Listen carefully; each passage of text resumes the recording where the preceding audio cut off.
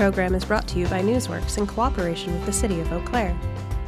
This program is simulcast on WRFP-LP 101.9 FM. Evening, everybody. I'd like to call this meeting to order. Appreciate everybody coming out on this wonderful evening and enjoying the weather with us.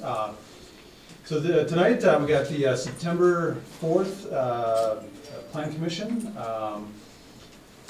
We try to attempt to conduct our hearings in a relatively informal manner within the constraints that we must deal with issues before us in an orderly and business-like fashion. We try to give applicant the opportunity to speak first, and then others, either for or against the proposal, are all permitted to speak once as well. We do request that everyone restrict their comments to the issues before us, avoid unnecessary repetition, and be prudent with use of time, please. We want to make sure that we're able to provide adequate time to all items on the agenda equally. A couple of notes: please turn off cell phones, other devices, or turn them to silent. Thank you. If you plan to speak tonight, we have little yellow cards to be filled out and handed. Ryan, where do you want those tonight? Just up on the podium? I think the cards are up on the front chair there. So you fill those out and then introduce yourself before you speak. And with that, it looks like we'll get to the first item here, which is a site plan for approval for Northwestern Truck. Ryan.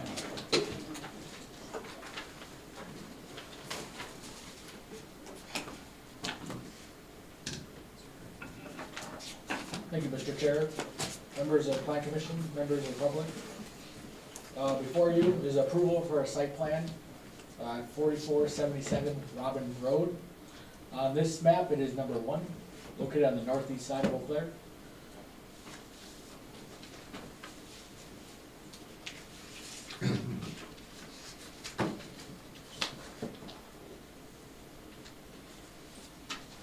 Everyday Serving and Engineering is requesting approval for a final site plan for Northwest Truck Service located at 4477 Robin Road. Attached in your packet is the site plan and aerial map showing the site. The proposed 15,000 square foot repair shop, large truck repair shop. Required parking is based on the number of employees and customer needs. At this facility, there'll be 7 total employees, and they're on the site plan is showing 19 stalls. The site plan also shows street trees along Robin Road. It shows a 2-stall bicycle rack, U-shaped, on the north side of the building. A pedestrian link shall be provided from the building connecting to the public sidewalk on Robin Road. Dumpster enclosure and light fixtures are noted to meet city requirements on the site plan. Also, a proposed sign is in front of the building shall meet I-2 zoning district standards. On the site plan, you'll note a large area around the facility to be gravelled. In your report is noted the minimum improvement and maintenance standards. Permanent waivers are allowed if approved by the Plan Commission. For this request, the business is a large repair shop and maintenance shop. At the current location, which is a half block to the south, Northwest Truck has similar gravel parking and storage. This industrial area does have many outdoor gravelled storage yards and parking yards. Here's an aerial photograph showing the site. This actually used to be owned by Xcel Energy. They still own the parcel to the south. This parcel is approximately 6.4 acres. If the Plan Commission doesn't find it consistent with the site plan chapter in the ordinance, we would recommend a few conditions to be added to the site plan. First, provide a pedestrian link to the sidewalk, to the public sidewalk. City engineer approval of the grading and drainage. Also, they're requesting two 35-foot wide driveways on this. One is going to be an enter only and an exit only, shown on the site plan. Here. And I'd be happy to answer any questions.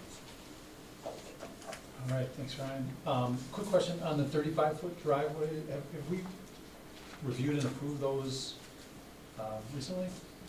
In the past, we have, when they come forward, the plant, we allow up to 30 feet at the property line.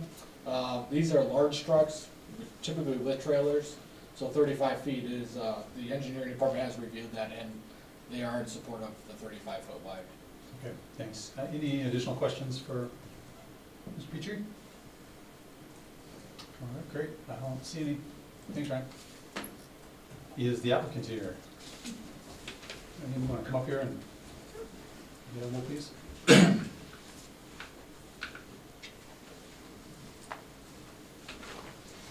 You can just leave them on the podium, I think. Thanks. Hi, my name is Jamie Pratt, this is my husband Dave Pratt. Thank you for listening to our proposal. Our engineer is here also, if you have any questions for us. Any comments or questions on the staff report, or? No? Okay. No. Any questions, Mr. Larson? Thank you. So the gravel surface, that will just be for storage? There won't be work done on vehicles there? No. Okay. Is there a functional reason why you want it gravel, or? Yes, we're gonna rent out those parking spots to our customers for parking. Okay. But is there a functional reason why gravel works better than asphalt for you? It's less expensive. Cost effective. Okay. All We right, were gonna thank you. put that blue. Granite. That We were blue gonna put granite blue down, so it granite looked down. nice. Okay. Any additional questions? I'm not seeing any. Thanks, appreciate it. Thank you. All right, so we do have a public hearing, so if there's anybody that would like to come forward to discuss this item, now is your opportunity.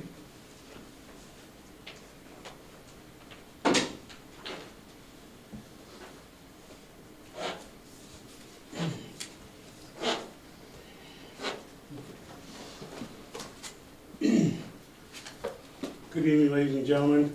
My name is Lee Hennick, president of the Sunset Area Neighborhood Association. We have two small issues with what's going on there. If you look at put up the view, other map there, sir. Thank you. Right here is a trailer park, and we have older individuals living there, some with COPD and asthma issues.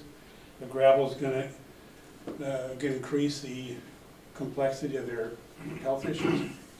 The second issue is, right now, when the trucks come off of Melby and into Robin Road, they always swing wide, they always cause issues with the existing traffic. And it's happened to me a half a dozen times where I'm parked there trying to get out and a truck forces me to back up. This will only increase the issues, compiled with the new existing dog park right here. There's gonna be an incredible increase in traffic, most of which, for people coming to visit the dog park, will be coming off Melby. I recommend you look at the truck park, the trucks coming in on White Avenue, which is off this map, but it's down a block more, and it goes up to Hogarth and comes straight up into the plant sideways. This will relieve a tremendous amount of congestion that I expect to have because of the dog park and a lot of traffic issues coming off of Melby. The White Avenue entrance is wider than Robin Road, and it significantly doesn't increase any issues with them, but they would have to move their entrances off of Robin Road to Hogarth. It would be better for the dog park, better for local pedestrians, and better for the neighborhood. And if the gravel is just inappropriate for the aged people in the trailer park. Thank you, that's what I have to say, sir. Any questions? Name and address? My name is Lee Hennick, I apologize. No, that's fine. 3150 Runway Avenue. Okay. I have been involved with this area for a couple of years now. We just formed a neighborhood association. And with the amount of traffic coming in, you really ought to take a look at that. It's going to be a nice nightmare. And coming in off White Avenue would be a benefit to everyone, including the truckers, because there won't be a lot of private cars coming in people are not gonna come off of Sundet Avenue. They're not gonna come off that way. They're all gonna come off of Melby going to the dog park. And if you look at the traffic in the Southside Dog Park, it is used all the time. And the only access point realistically is off of Melby. Thank you. Yeah. Oh, I'm sorry, any questions for this? I'm sorry. James? Are you familiar with this blue granite product they're talking about? I am using? not. I believe it's a lot less dusty, so you're worried about the dust from the I'm gravel? worried about the residents in the trailer park. It's gonna create issues for them. And I'm not familiar with the blue granite, but I am familiar with use of granite. As part of my federal service, I worked for the Corps of Engineers, Mhm. and I've rebuilt dams across the country, and I've rebuilt gravel sidewalks. I understand the gravel issues, not the blue gravel, but gravel deteriorates with usage, and you're gonna get dust. Okay. And I just thought I'd bring that to your attention, if there's possibilities. But I'm more worried about the traffic issue coming off of Melby when the dog park is completed. It's gonna be a nightmare. Okay, thank you. Yes, sir. Any additional questions? Okay, I'm not seeing any. Thanks a lot. Yes, sir. Appreciate the feedback. All right, anybody else that'd like to discuss this item? And one more opportunity. Anybody else that'd like to come forward? All right, I am not seeing any, so we'd be looking for a motion. I'll move to approve with staff recommendations. All right, wonderful. Motion, second. Second, okay. So we got a motion and a second. Any discussion? Mr. Greer. Thank you, Mr. Chairman. I guess some questions kind of come to mind a bit, given the fact that the property to the south is owned by XL Energy, so I'm not sure if there was a negotiation about, like, that resulted in the property staying in XL's hands, at least that strip of it. But I guess I'd be interested in kind of hearing more about why there's no way to have access onto Hogarth in this situation. If there's been a conversation with XL about access through their property or things like that. If there, and I do think that Robin Road is narrower, that's my understanding, so I'm not sure if we have widths of roads available to us right now, but I guess those are some random questions that I have for now. Scott, you. Thank you, Mr. Chairman. I guess I would defer maybe to the applicant or the representative regarding negotiations with XL Energy. It's a good point. There could potentially have been a cross-access agreement there, but obviously that's separate parcels, so would have to provide for that cross-access easement in order to make that functional. I'll defer to Mr. Jensko in terms of right-of-way widths or roadway widths, perhaps there. I don't know if you have that information, which would be wider and if their classifications are different. The GIS that I have available, thank you, the GIS I have available to me doesn't have that layer on it, being on the guest website here. So I don't have the roadway widths through there. I believe there is a trucking operation on Robin Road just to the south of this. It might even be Northwest Trucks. And so maybe the applicant can speak to if they're moving their operation or supplementing it. I would imagine most trucks coming from the north will come down Hastings Way and come in on Hogarth, and then turn right onto Robin Road into the operation. Maybe from the south they would turn on Melby where there's the stoplight. But our traffic engineer reviewed this, didn't see a concern with the traffic in the area, knowing that it was a trucking operation. Thank you. Jim, does that answer? Yeah, yeah, I think it does, although if there has been any conversation with Excel, I would be interested in hearing what it may have been, but so I understand that the parcel that's in question was owned by Excel, but that's always been two separate properties. This would be another, It looks like they still have facilities on there on the map. in the sense, yeah. Could you, would you mind coming up and answer it? Do you know, the answer to that question?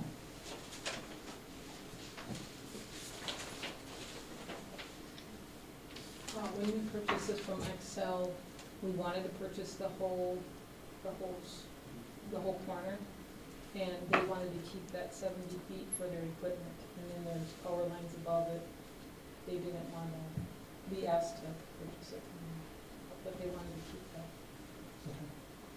Thank you. Thanks, appreciate it. Okay, any other discussion? I'm not seeing any, let's call the question. All those in favor, signify by saying aye. Aye. Any opposed? All right, I don't see any. Congratulations and good luck. Thank you.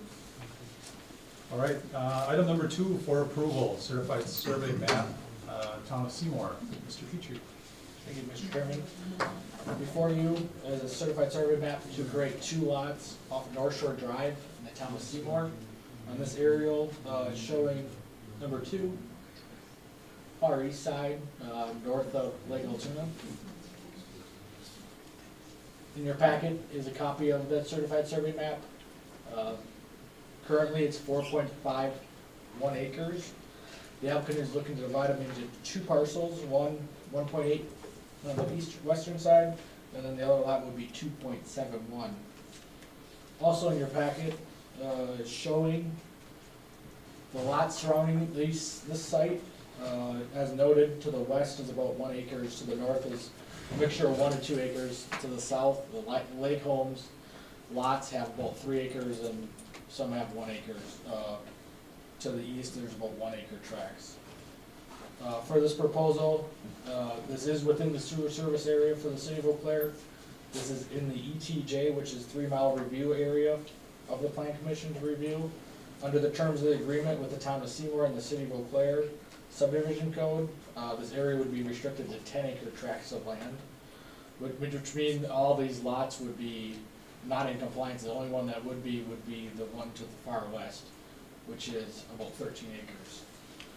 We would classify this as infill lots which are allowed within the sewer service area to be divided smaller. The criteria is in your packet for review. Staff would just note that this is creating 2 lots, what's consistent of surrounding land uses except the 2 lots to the south. If the Plan Commission does find this consistent with the provisions of the agreement with the town and the city, they shall approve this request, and I'd be happy to answer any questions. All right, great, thanks. Any questions, Mr. Petrie? We've reviewed a few of these in the past, and this seems like it's something we've approved in the past. That is correct. My understanding of the zoning for this area, that it's controlled by the county and also the town, they allow up to 1.5 acres. So they're a little larger than that. Okay. All right, great, thanks. Is the applicant here?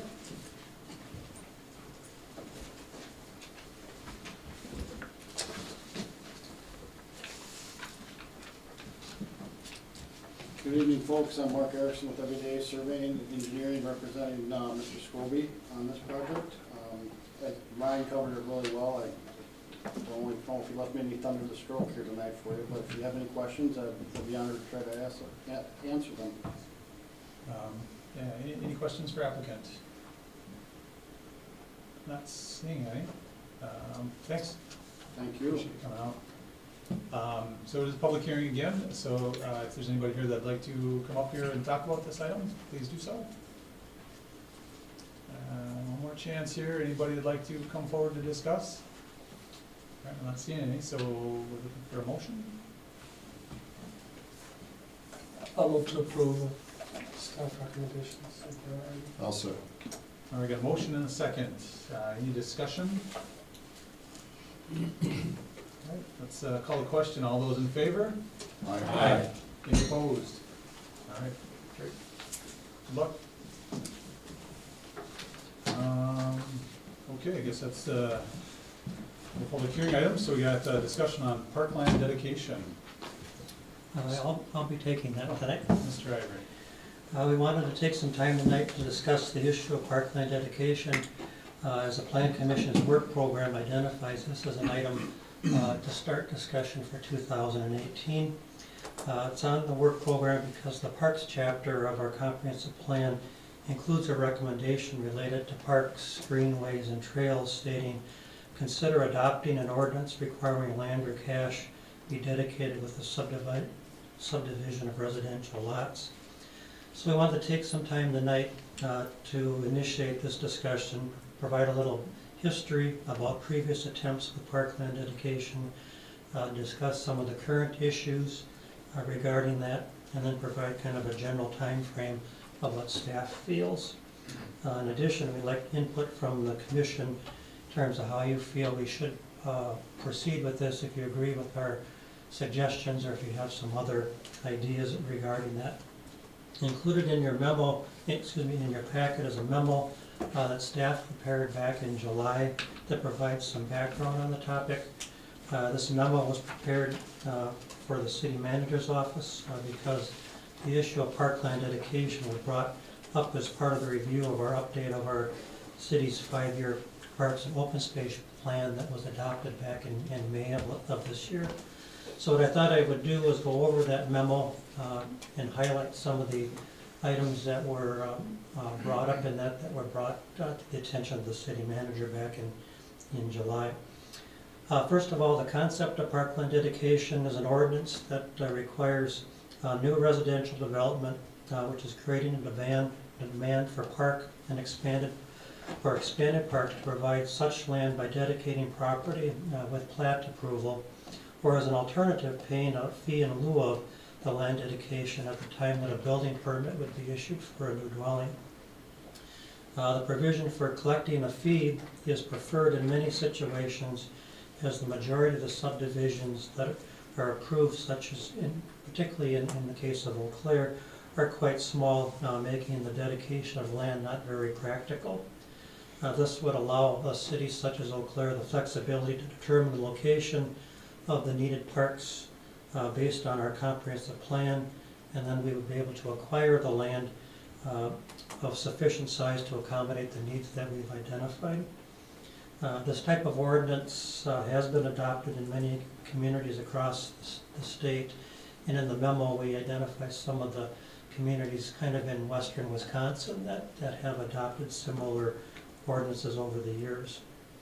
Eau Claire has considered the adoption of a parkland dedication provision several times in the past, most recently in 2002 and then again in 2008. And there were actually 2 previous considerations of that back in the late 1980s and then one in the 1990s. So actually this would be the 5th time that this is brought forward for discussion. There have been several changes made in the state legislation since 2008, but the general principles from 2008 still apply in this particular case. The 2002 and 2008 proposals for parkland dedication required the preparation of a park facilities assessment in order to actually enact the ordinance. The basis for this assessment was from the Parks chapter of the Comprehensive Plan, and then from our 5-year Parks and Open Space Plan. The needs assessment has to include 3 different components according to state law. One is the existing inventory of the parks within the city, also the recreational facilities within those parks, and then identification of the existing park deficiencies that we feel would result as growth occurs within the city. Secondly, the identification of new parks and open space facilities that would be needed as a result of the development that we anticipate. So this assessment basically is looking at what we anticipate growth to occur over the next 10, 15, 20 years or so, and then based on that, what we feel the park the additional need for parks would be because of that development. And then the last requirement is that there be a listing of the estimated cost of the facilities that we've identified. So this was done back in 2002 and then in 2008. Generally, the parkland dedication ordinance cannot be used to address existing deficiencies within the park system. So that's kind of a key item that you should keep in mind as we go forward. Therefore, the land and fees generated from the ordinance must be used to address needs created as a result of the growth that's occurring after the adoption of this ordinance. So again, if the city were to adopt an ordinance such as this and fees are collected, we cannot use those fees to address existing deficiencies within our system. They need to be earmarked towards what we anticipate as the growth and demand within the community. The amendments that were previously proposed involve both the city's subdivision code and the zoning code. The subdivision code part of it was applicable to the where we had new plats where lots were created, and the change for the zoning code was applicable to existing lots where we would have basically infill lots where we were having houses built on those. Then there would be a fee that could be attached to those homes that were built on existing lots at the time of the ordinance.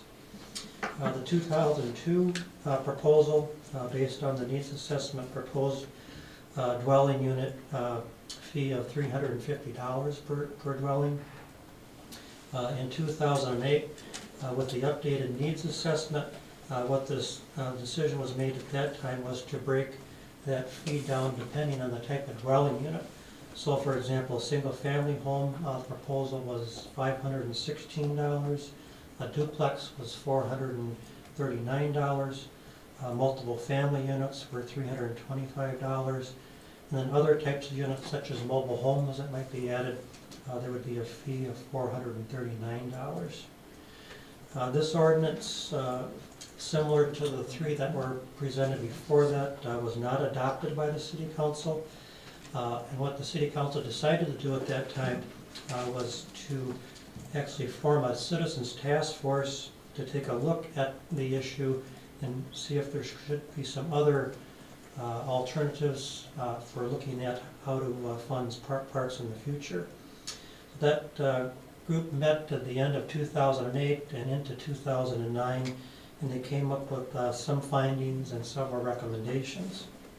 The first couple in terms of the estimated cost to develop the basic infrastructure for a new park was estimated at about $1.1 million. This was primarily looking at the development for a community park rather than a neighborhood park back at that time. And then based off of building permits that were occurring back at that time, it was estimated that the city would have collected about $67,000 each year based on that scale that was being used back in 2008. And then the task force study also indicated that the initial development of those two community parks, which would have been the Northwest Community Park and then the Southeast Community Park, then total would have been about $2.2 million. So their conclusion was that anticipated parkland fees would not be adequate to provide funding for the development costs of the city on itself, unless other mechanisms were looked at. The task force went on to recommend that the best funding option at that time was bonding for park improvements.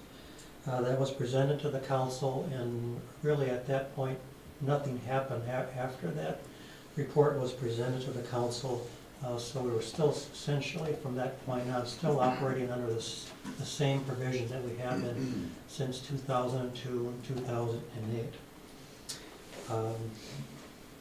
With the bonding option, what they had indicated that this would have provided money for the two community parks, and then also provided money for the ongoing maintenance and development of our existing parks. So that's kind of where they were coming from at that point. They did indicate also that the city should look at a few things to try to improve their efficiencies regarding parks. One was to use volunteer groups to help fund park improvements and maintenance, and the city has been doing this quite extensively over the last 10 or 15 years. Two good examples would be the soccer park down on Hamilton Avenue. That was, a lot of fundraising was done by the soccer groups in order to develop that.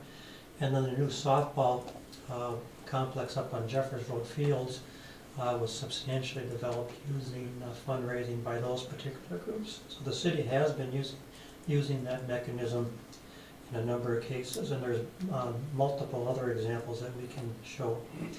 The other was to encourage lower maintenance improvements in terms of trying to reduce our ongoing costs. What they were looking at there is in terms of when we build or design a new shelter house, trying to look at trying to build those facilities so that the maintenance is minimized to some extent.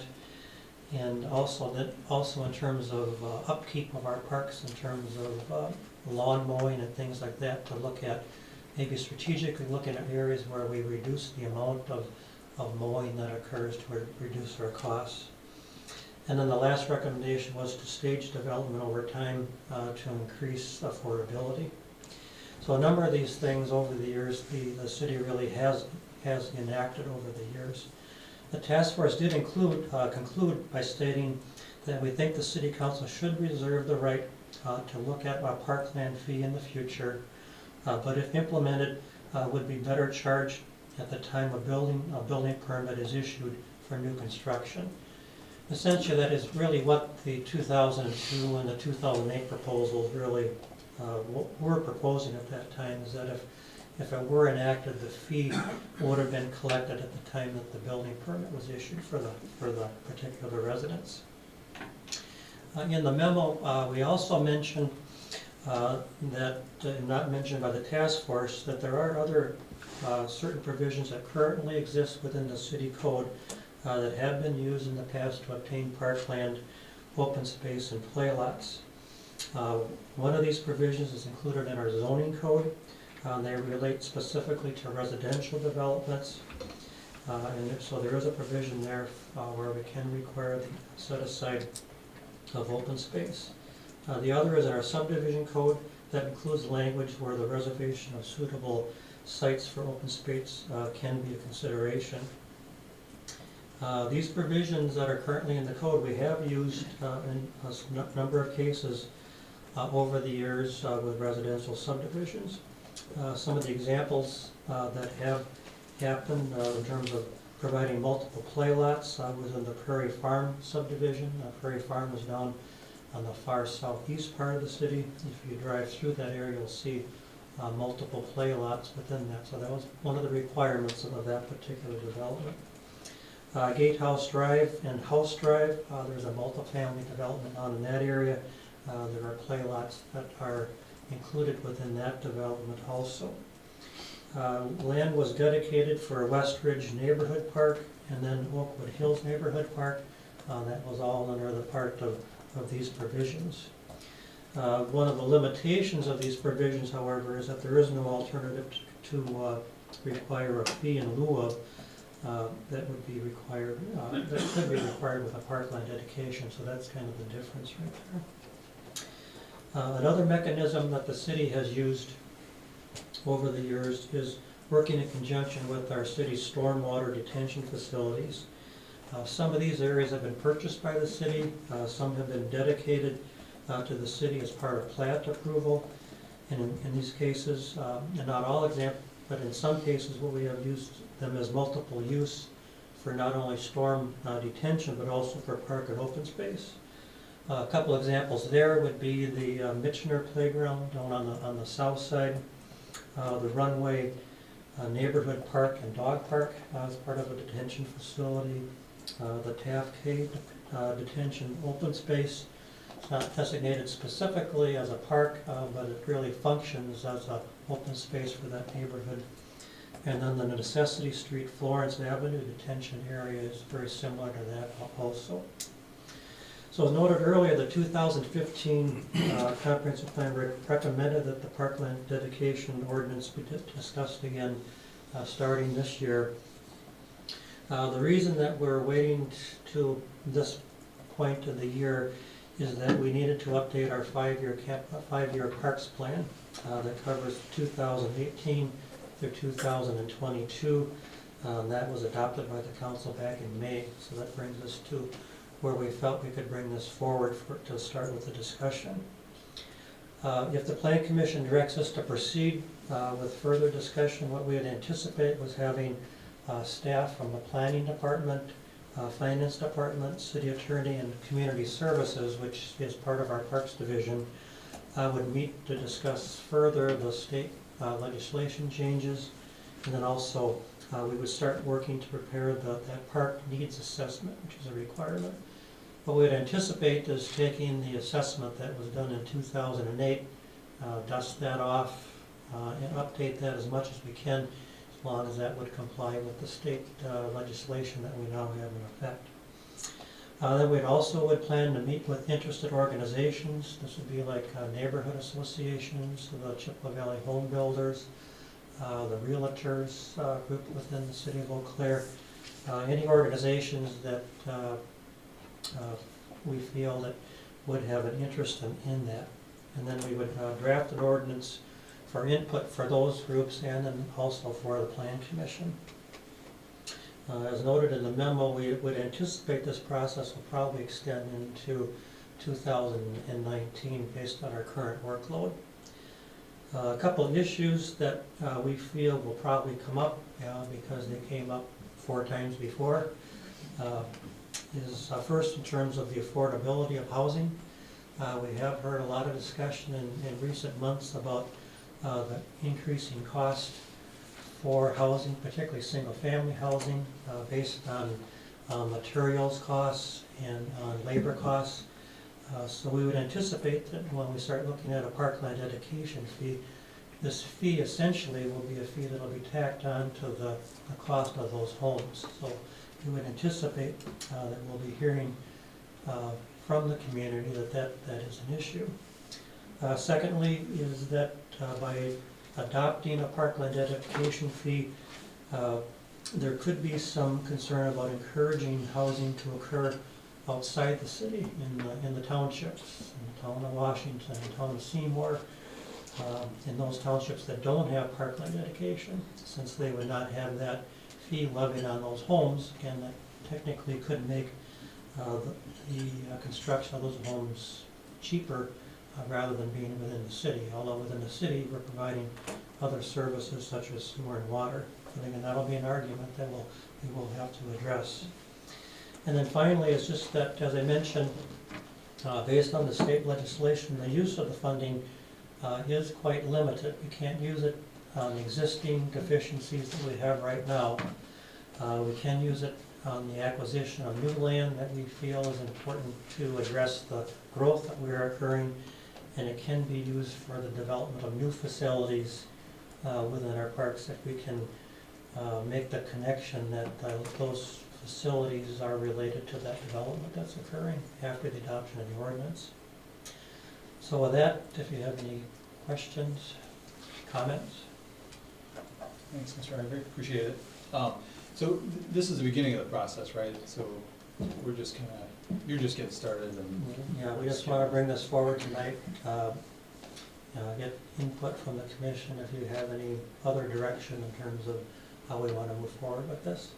Okay, great. Comments, questions? Yes, Mr. Seymour. Thank you. Pat, I guess initially I thought this was going to be kind of geared towards the larger developments, but really this would affect just a single home being built or a duplex. It's not only geared towards the larger developers, I guess. Is that true? Correct. This would, at this point, things could change, but I guess at this point we envision that the ordinance would be similar to what we looked at back in 2002 and 2008 in terms of that. We're basically looking at as the city grows in terms of the number of dwelling units, those increase in dwellings, or the people that live within there, create an additional demand on our parks. So that demand we would be looking at trying to capture in terms of trying to make improvements. So that would be all dwelling units. Okay. Thank you. Additional comments? Mr. Berger? Thank you, Mr. Chairman. Thank you, Mr. Ivory, for your letter and background. One of the best people to talk about the history behind this. I appreciate all your experience over the years. I guess I have a number of questions, and I'll try to group them thematically. So one of them would be like the current cost of a building permit and how much of a percentage this really adds on to that cost. I'm not sure if that has been outlined yet. Obviously, we're not talking about a really large amount of money. Like it seems to be, like the estimate was $67,000 in a given year in 2008, 10 years ago. So it seems like a relatively modest, like essentially like a tool that we have to increase the pool of money we have for new parks. So I guess that the question of how much that really increased the building permit part is one, and then I guess how would you see this being different, or the conversation being different, if we were talking about neighborhood parks versus some of the more community park concepts that we've been talking about? Because the estimate was that it was over $1 million for a community park, but a neighborhood park is maybe a bit smaller, so maybe you can give us a perspective on that. And maybe the price is about the same now after all the cost increases. Well, in terms of the building permit and percentage of what that would be, really it's too early, too preliminary for us to make that determination. That's part of what the assessment will do, is we'll take a look at what our current building permits are, and then basically what we have to do is come up with what we anticipate the park needs are, and then back our way in terms of what our costs are. So we need to determine what our costs are for new parks or new facilities. And then from there, then we can come up with what we feel is maybe a reasonable proposal for what that fee would be. In terms of community parks versus neighborhood parks, the comprehensive plan does identify the need for several new neighborhood parks out on our periphery as we start growing into that. So that's something that we can look at in terms of, as when we do this assessment, in terms of whether we want to possibly earmark, again, assuming if this were to move forward, that earmark some of that money for those neighborhood parks. The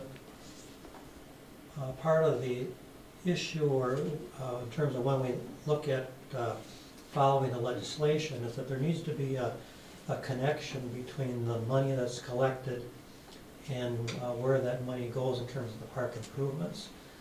So that's why back in 2008, the proposal was to look at using the money for community parks with the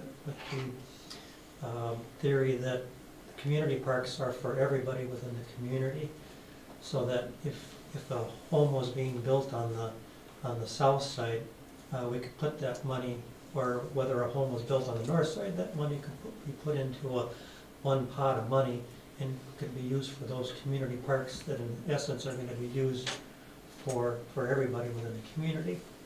If you start trying to use that money for neighborhood parks, then my thought is you're probably going to have to develop segregated accounts so that the money for a neighborhood park is coming from that particular neighborhood. So it gets to be more complicated in terms of the accounting for that. That's something we'll look at. Okay, thank you. Mr. Ray, or Mr. Conlon, sorry. Is there a general sense of how many dwellings contribute to a neighborhood park, or how many dwellings contribute to the requirement for a community park?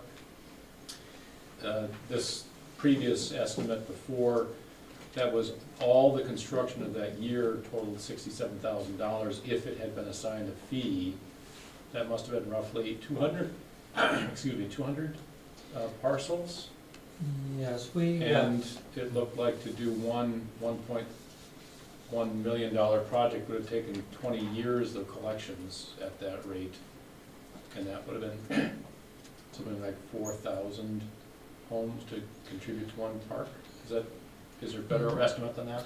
I don't have a specific number on the number of homes necessarily within a boundary for a neighborhood park. What we do look at is more of a distance radius. For our neighborhood parks, are kind of a rule of thumb or guideline is we try to have a neighborhood park within a half a mile of a residence.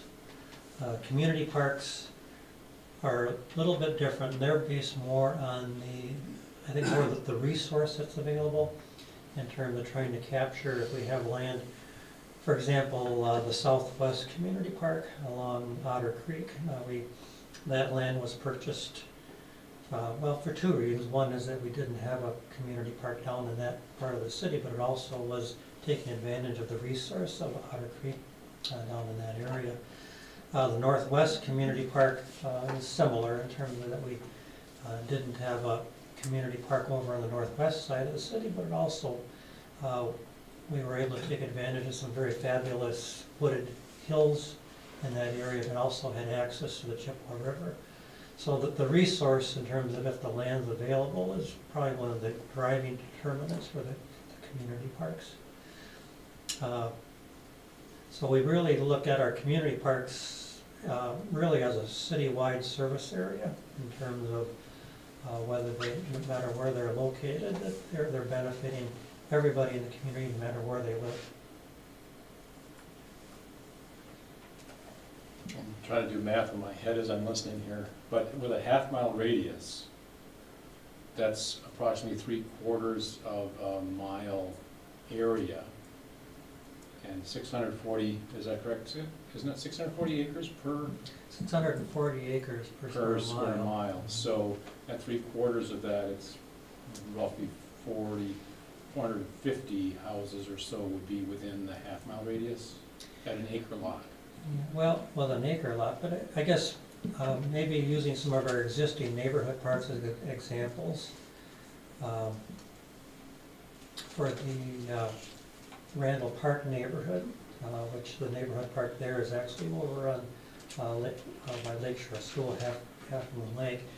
That neighborhood has a population of about 4,000 people. That's probably on the higher side. You go over to the North Riverfront's neighborhood. Their neighborhood park is up kind of by the shops area. The population of that neighborhood is probably a little over 1,000.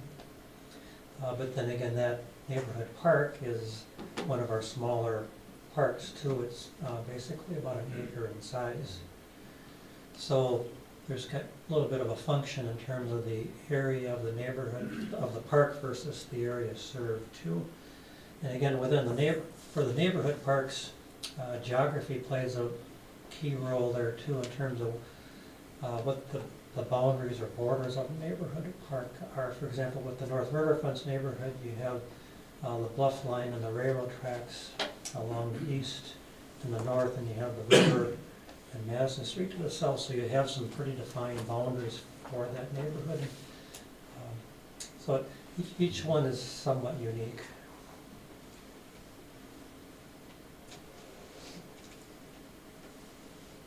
Any additional questions? And that's, oh, I'm sorry. Yeah, Thank you, Mr. Chairman. Just maybe one more. I tried to define a bit in my head the role of the Plan Commission versus the City Council in this type of decision, and obviously there's a long process ahead, but I guess maybe it's another historical question. How was the Plan Commission involved in those, at least the 2002 and 2008 renditions of this, in terms of like showing, you know, did the Plan Commission show like a significant amount of support for it, or did they vote on it before it went to City Council, or how do you envision it happening in the future as well? Because I feel that I guess I'm not sure the way the Plan Commission was leaning at those times. Well, 2002 and 2008, both of those proposals involved changes to our subdivision code and our zoning code. So they went through a process where the planning commission and council both held public hearings on that. Planning commission's action was a recommendation of the council, and then the council ultimately made the final decision on that. I don't recall specifically on the votes based on that time, but I think I recall that the Plan Commission's recommendation was supportive of the parkland dedication. And when it went to the council, the votes were fairly close, but not enough to pass it. In fact, in talking with Darrell Tufte the other day, he indicated that the first time this came through back in the 1980s, that it, when it went to council, it wound up not passing on a 3-3 vote. So.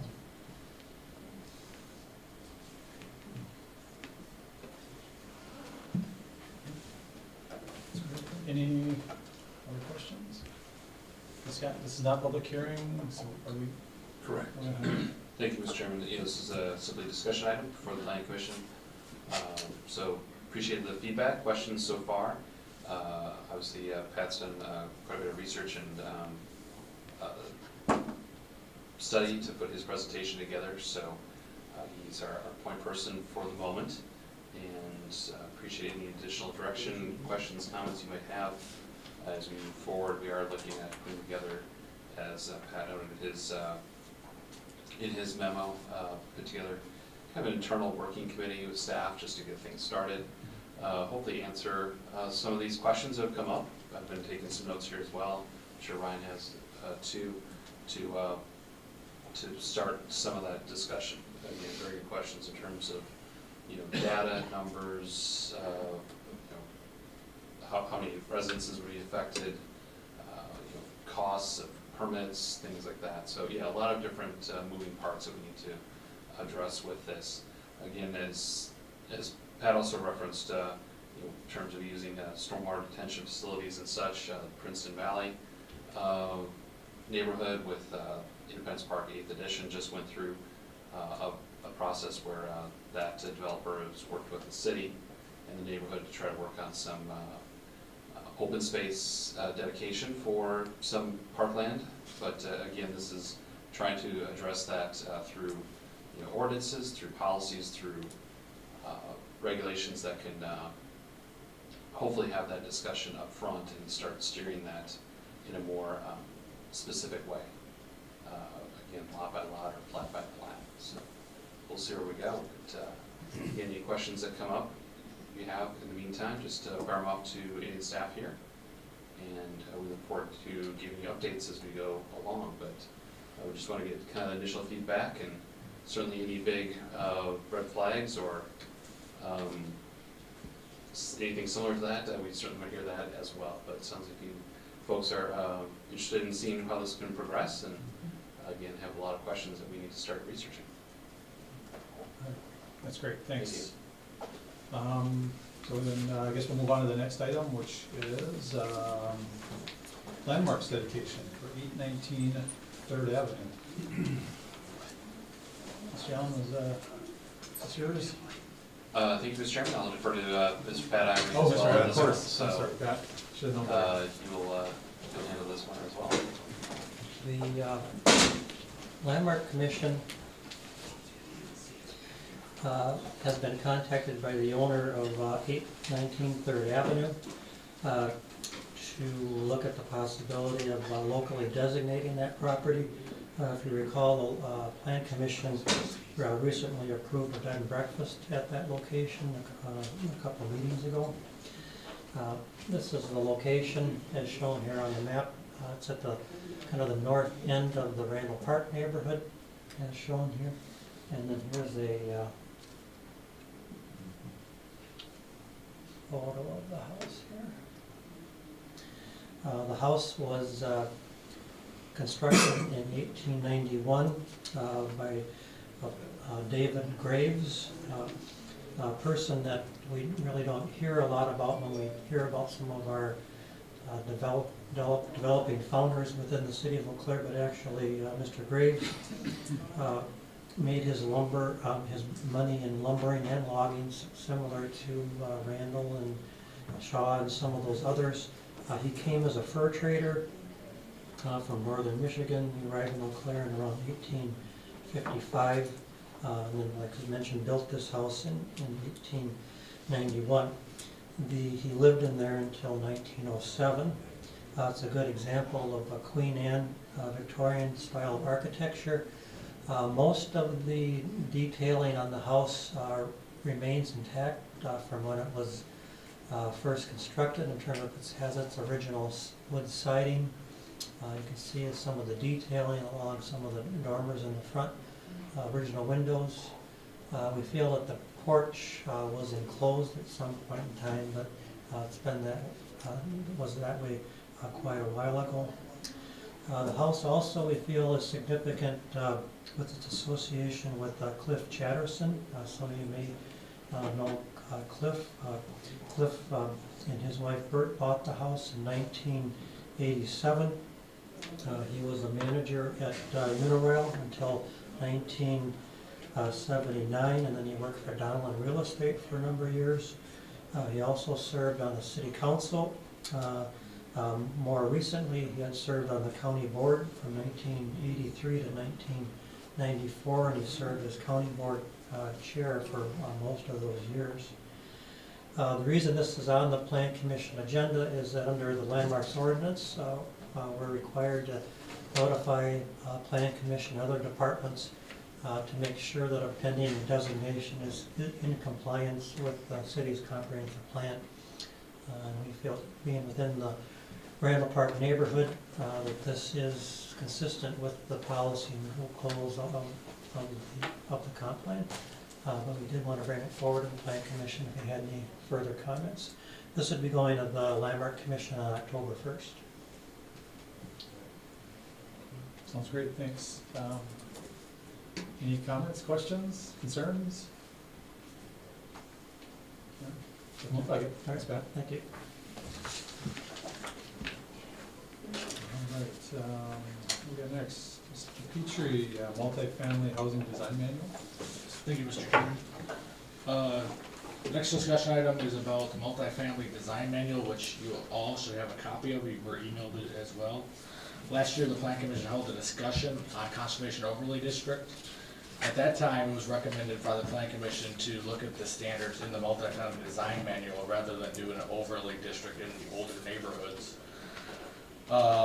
Looking at the design manual, it was created in 2006. The Plan Commission reviews most multifamily, except duplexes. The design standards in the guidelines in the manual are for newer development in the fringe areas, not redevelopment or new development in the core areas or older neighborhoods. The manual addresses more suburban type styles. Typically they have 2-car garages per unit. They are usually 1-story or 2-story. They don't really address anything in the older type neighborhoods. So we are looking to amend the standards for older neighborhoods and actually add them into the manual. Going forward, staff is looking for direction, not only from the developer community, but also the neighborhood associations, and also from the Plan Commission members. In the next month, we would like to hold 2 discussions, one with the neighborhood associations and again, one with the development community. Before we do that though, we would want to ask if the Plan Commission wants us to look at anything for the older neighborhoods before we even start the meetings. And then again, I'll be asking if there's any questions as well. All right, great. Comments, questions? Mr. Larson? I think we should include the older neighborhoods in the discussion. We just had a neighborhood revitalization task force, and so it's kind of one of the top topics from our plan, or our comprehensive plan review a couple of years ago. Anybody else? Mr. Greger? Thank you, Mr. Chairman. I also agree that that we should look at the older neighborhoods, and I live in the 3rd Ward, so I see some of the needs there in other central city neighborhoods. And I guess, what is your definition of an older neighborhood? Typically, older neighborhoods are the core neighborhoods. They're already well established. They're not in the fringe areas. I mean, for example, Randall Park, 3rd Ward, those older neighborhoods that would see infill or redevelopment of those sites. We would want to make sure that what they are building there is consistent with the neighborhood and surrounding areas.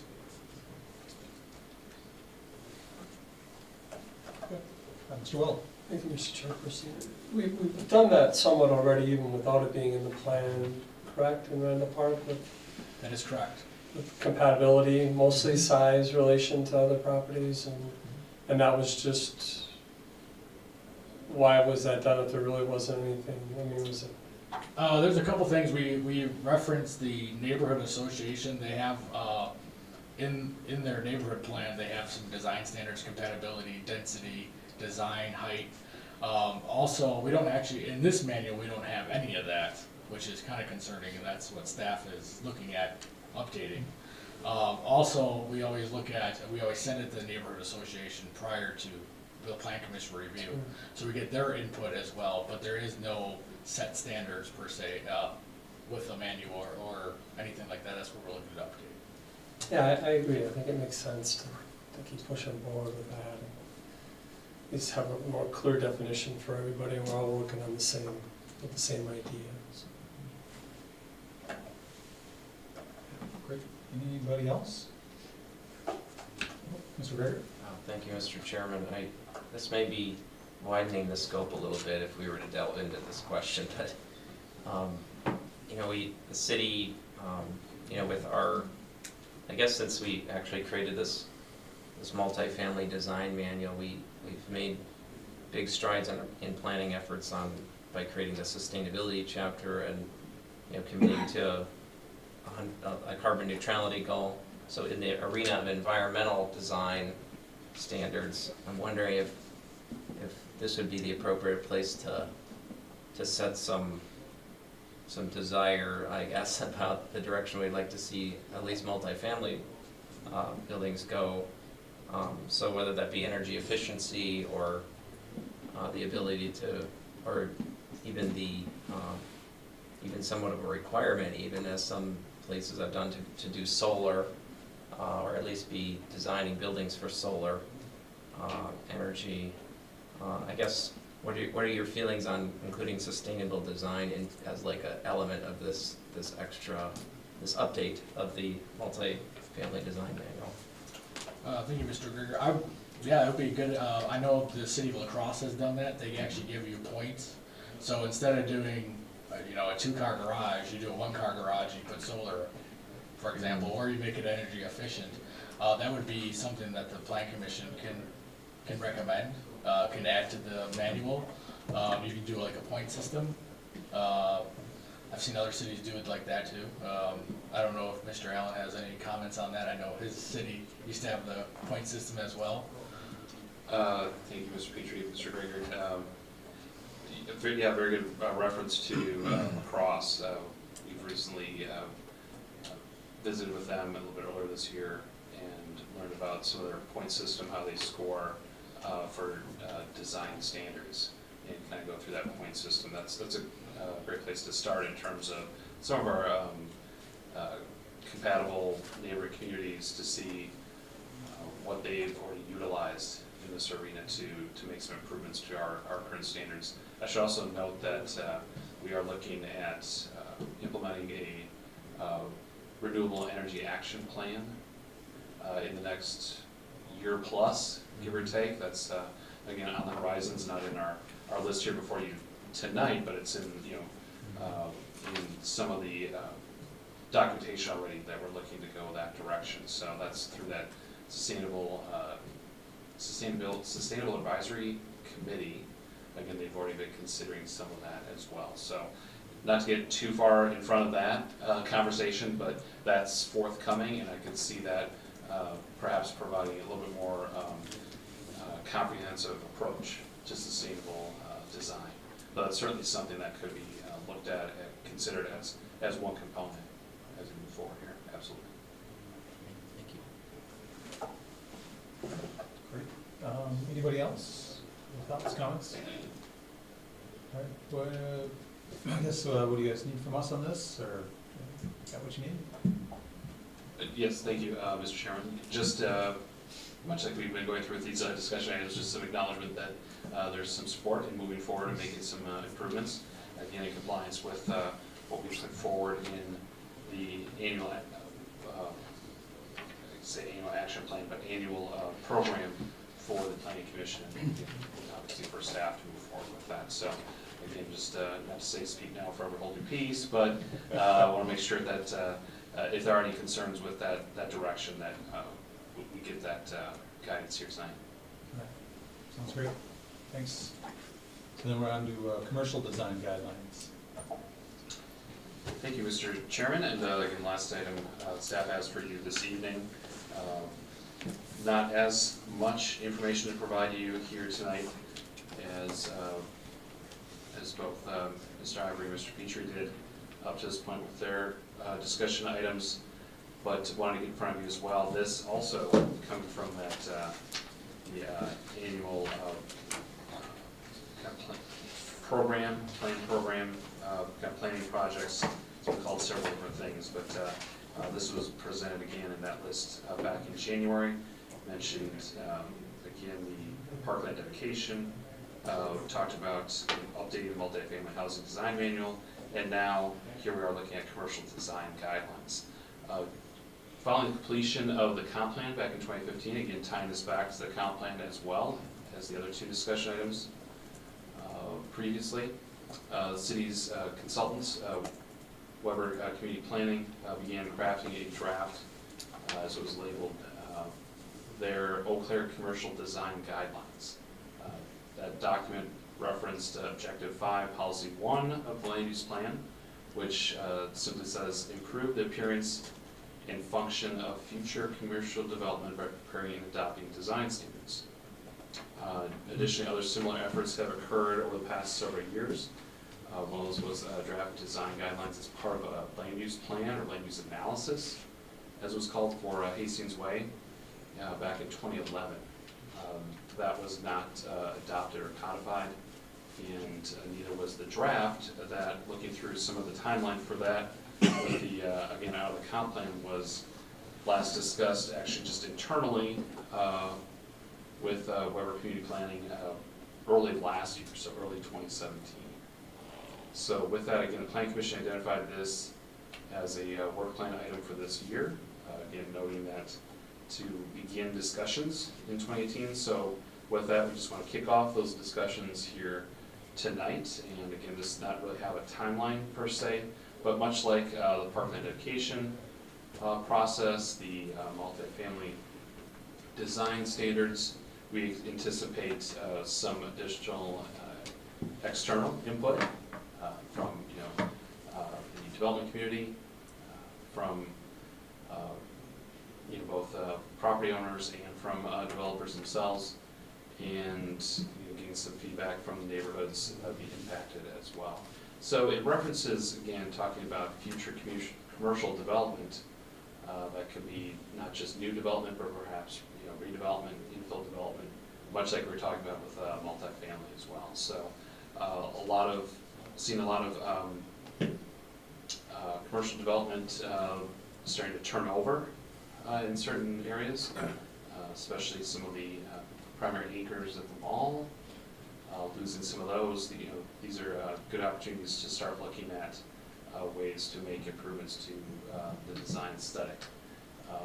Again, being fairly new to the community, I've been very impressed, though, up to this point, that the high level quality commercial development, considering the real absence of commercial design guidelines. So I come from a community that really relied heavily on those design guidelines to really steer and direct commercial development. So point being, without those, could have had some real concerns. But here again, really there was opportunity to start to codify some of the the recommendations and suggestions that have been, presented through some of these development approvals, and actually put them into, perhaps an ordinance or guideline process. So that's kind of where I think we're headed in that regard, but again, just wanted to get those conversations started here tonight. Excuse me. All right. Any comments, thoughts? Mr. Peterson? I like your positive feedback on what you've done elsewhere, but if this was done back, and I'm gonna address you two guys over there, if this was done back in 2011 and it never got adopted or codified, are we heading down the same road? Is it gonna reach a dead end where what work is put into this is gonna be futile, or do you think there's some chance that we're gonna reach a consensus of sorts with the community and the city council, and we get some codification out of this? Mr. Chair, if I could just step in real briefly. Commissioner Peterson, in terms of, looking at potential dead ends, certainly that's possible, but also relying pretty heavily on our adopted 2015 comprehensive plan, which is recommending that we look at preparing and adopting design standards. So again, perhaps, the complexity of those standards may waver, but you could certainly start small. I was just kind of throwing around, thinking out loud a little bit. For example, where I most recently came from, one of those design standards that was recently enhanced and improved was that of rooftop screening of rooftop equipment. There are a lot of kind of, I'd say, easy, and certainly not saying inexpensive necessarily, but certainly some basic standards for making that aesthetic improvement, enhancement to a commercial building. Point being, there are things you could almost literally buy off the shelf to make that an enhanced appearance. So it wouldn't necessarily need to be something where start mandating brick and mortar, literally, on every brick and mortar building. But again, the opportunity to look at some kind of the proverbial low-hanging fruit, perhaps. And again, looking at things that are perhaps already happening, and being a bit more consistent and in its application. Mr. Peterson? I'm all for the codification, but if what we're gonna do now is take another look at it, what we did in 2011, if we're gonna run into the same pitfalls of why it wasn't adopted back then, unless the general culture has changed, we may be running into a dead end again, and work to no avail for you gentlemen when you've got plenty of other things to do with your time. So if they know the reasons probably why this was not adopted or codified back in 2011, and if the culture, the general community is different today, maybe there's a chance that we can get some codification and adoption on this. So I'm for it, but I'd hate to go down a dead end again. That's where we've been before. Sure. Mr. Well? Thank you, Mr. Chairperson. Has there been some involvement in the past, or do you foresee it in the future with developers, Commonweal, Market and Johnson, Ayers, and just people that are out there building these and designing them, and I guess hearing what clients want, what investors want, what customers are asking for, and what works and what doesn't financially, and is that something that we're going to look at too, including them? And I think obviously the more involvement they have with this process, I think the better chance we can get something passed, because it's not just coming from us, but if we're working together with them, then maybe there won't be such a strong objection. If that was the reason in 2011, I'm not sure. Mr. Chairman and Commissioner Weld, absolutely, we'll be reaching out to the development community to make sure it's something that would be palatable as much as possible, certainly. And as I mentioned, not really sure on the full scope extent of what we'd be looking at. It may be something, again, a little bit more phased approach or piecemeal at this point, but again, just trying to start somewhere. Again, reference to the 2011, might defer to Mr. Ivory on that, but that was really specific to South Hastings Way in the redevelopment going on at that point. So, not to dismiss it, but you know, the fact that that was very site-specific may have had something to do with it, perhaps. Mr. Brandon? It was, as you mentioned, the anchor tenants and things of the shopping malls that reminded me that there's a number of developments that have in themselves the covenants that apply. I wonder if beginning with something like mapping out those areas that have covenants and maybe making a comparison of the various types of design covenants from one to the next, that there might be a way of suggesting equivalence or trades, or I guess going into your point system, ways that either new development might adopt some elements of a covenant without being bound by the covenant specifically, but there might be a point just starting with how many areas already have that kind of an agreement binding them to a certain design standard.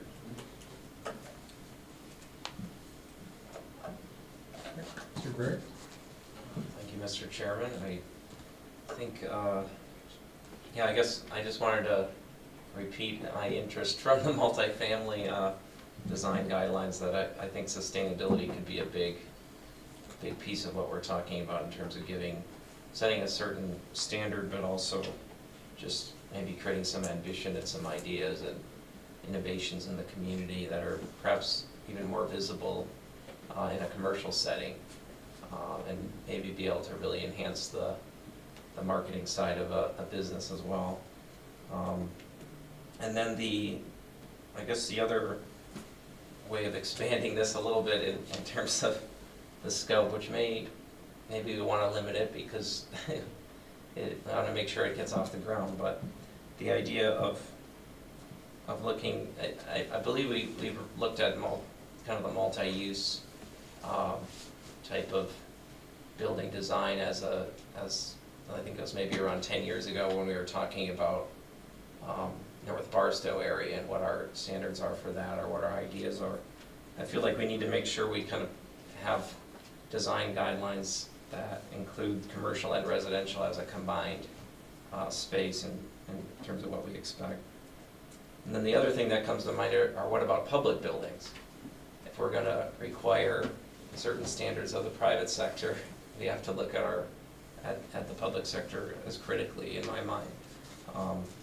So then we start to get into schools and outside of even the city's own purview. So I just wanted to make sure that is perhaps part of the conversation, is where exactly the scope of this ends, and how do we make sure that it's that we're treating all building types like as aggressively as we would like, or as hands off as we would like, instead of just focusing on too narrow of a scope in terms of building types. So those are just some comments. My only comment is, given the significant projects that we all see here in the community is significantly different than it was in 2011, and I think putting some more structure and some more consistency is a good thing. So I think a lot of good comments here as well.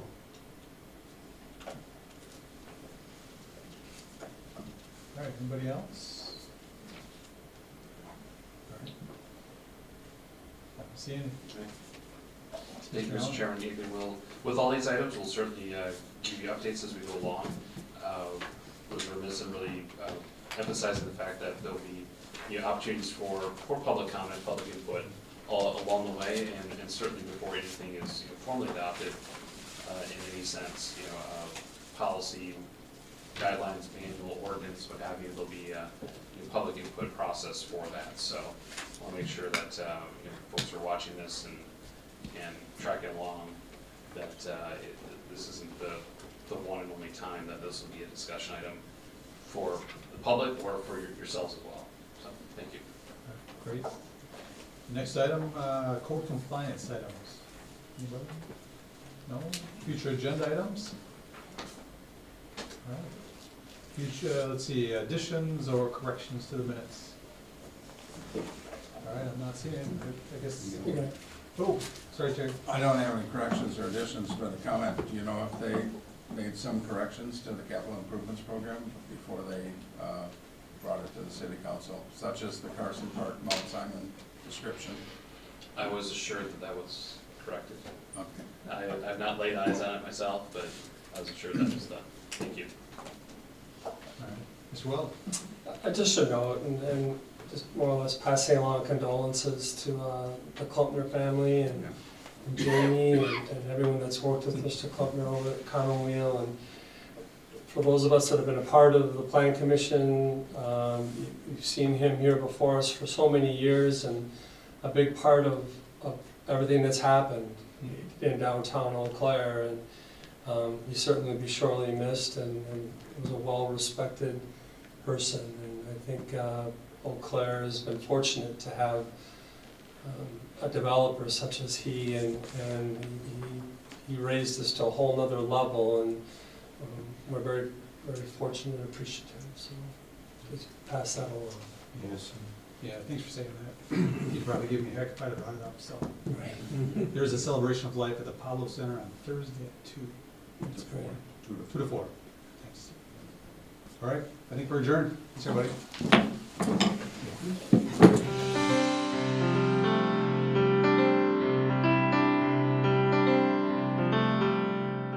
This program was brought to you by a cooperation between Newsworks and the City of Eau Claire. A transcript of this meeting is available for the hearing impaired. It will be available within 7 days of this telecast. Call 715-839-4912 or TDD 715-839-1689 or write Eau Claire City Clerk, P.O. Box 5148, Eau Claire, Wisconsin 54702-5148. Newsworks is made possible by continuing community support. If you would like to volunteer or make a donation, please contact us via phone at 715-839-5067 or online at valleymediaworks.org.